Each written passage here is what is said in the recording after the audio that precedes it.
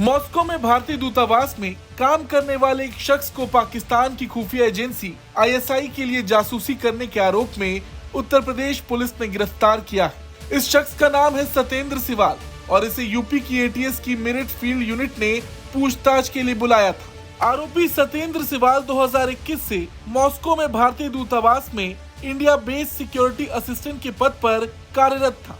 UP police द्वारा सख्ती से पूछताछ के दौरान उसने अपना अपराध कबूल कर लिया है। पूछताछ के दौरान और भी कई चौंकाने वाले खुलासे हुए। जानकारी के मुताबिक आरोपी जासूस सतेंद्र सिवाल हापुड़ जिले के शामीउद्दीनपुर गांव का रहने वाला है।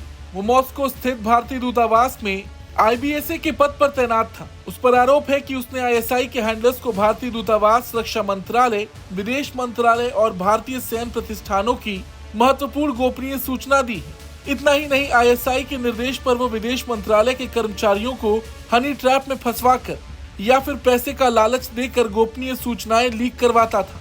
इंटेलिजेंस इनपुट मिलने के बाद यूपी एटीएस ने इलेक्ट्रॉनिक और फिजिकल सर्विलांस के बाद पाया कि आरोपी आईएसआई हैंडलर्स के नेटवर्क के साथ भारत विरोधी गतिविधियों में शामिल है। उसके खिलाफ यूपी पुलिस ने आईपीसी की धारा 121A और आधिकारिक गोपनीयता अधिनियम 1923 के तहत केस दर्ज किया है। उसे गिरफ्तार करके लखनऊ लाया जा रहा है, जहां एटीएस हेडक्वार्टर्स में उससे आगे की पूछताछ की जाएगी। इसके बाद केंद्रीय जांच एजेंसियां भी शामिल हो सकती हैं। बताया जा रहा है कि आरोपी सतेंद्र को भी आईएसआई ने हनी ट्रैप के जरिए ही अपने जाल में फंसाया था। इसके बाद वो खुफिया एजेंसी के इशारे पर अपने ही देश के खिलाफ काम करने लगा था। यहाँ से जुड़ी गोपनीय जानकारियां खुद तो अपने हैंडलर्स को भेजता ही था, उनके इशारों पर दूसरों को भी इस जाल में फंसाता था। यूपी एटीएस के साथ केंद्रीय जांच एजेंसियों को उम्मीद है कि उससे पूछताछ में कई अहम जानकारियां सामने आ सकती हैं।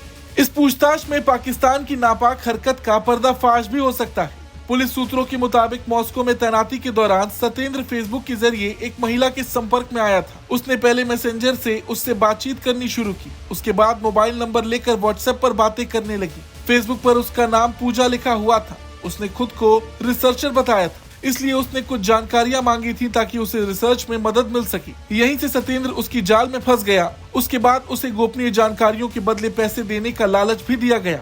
वैसे देखा जाए तो हनी ट्रैप पाकिस्तानी खुफिया एजेंसी आईएसआई का पुराना हथियार है। पाकिस्तान ने इस काम के लिए बकायदा 7 मॉड्यूल तैयार कर रखे हैं। इसमें 25 से ज्यादा लड़कियां अलग अलग रोल में अलग अलग टाइम पर हिंदुस्तानी जवानों और अफसरों को टारगेट करती हैं। आईएसआई कराची, लाहौर और हैदराबाद जैसे शहरों में खूबसूरत लड़कियों और सेक्स वर्कर्स को इस काम के लिए तैयार करती है। इन लड़कियों की सिलेक्शन का सबसे पहला पैमाना उनकी खूबसूरती होती है। कई बार इसके लिए कॉलेज गर्ल्स का भी इस्तेमाल किया जाता है। आईएसआई द्वारा इन लड़कियों को ट्रेनिंग के बाद इंडियन फोर्सेस के जवानों और अफसरों से बातचीत करने के लिए तैयार किया जाता है। इस ट्रेनिंग में उन्हें इंडियन फोर्सेस के बारे में जानकारी दी जाती है। अफसरों की रैंक, यूनिट और उनकी लोकेशन के बारे में बताया जाता है। हनी ट्रैप के इस पूरे खेल के दौरान मिलिट्री इंटेलिजेंस के अफसर भी उन्हें मॉनिटर करते हैं। यानी इन लड़कियों का रोल एक कठपुतली से ज्यादा कुछ नहीं होता, जिन्हें बाद में या तो हटा दिया जाता है या फिर नया काम सौंप दिया जाता है।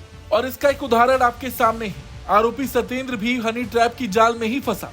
फिलहाल उससे पूछताछ जारी है और उम्मीद है कि बहुत जल्द कई खुलासे होंगे जो पाकिस्तान और आईएसआई की हरकतों का पर्दाफाश करेंगे। ब्यूरो रिपोर्ट, भारत तक।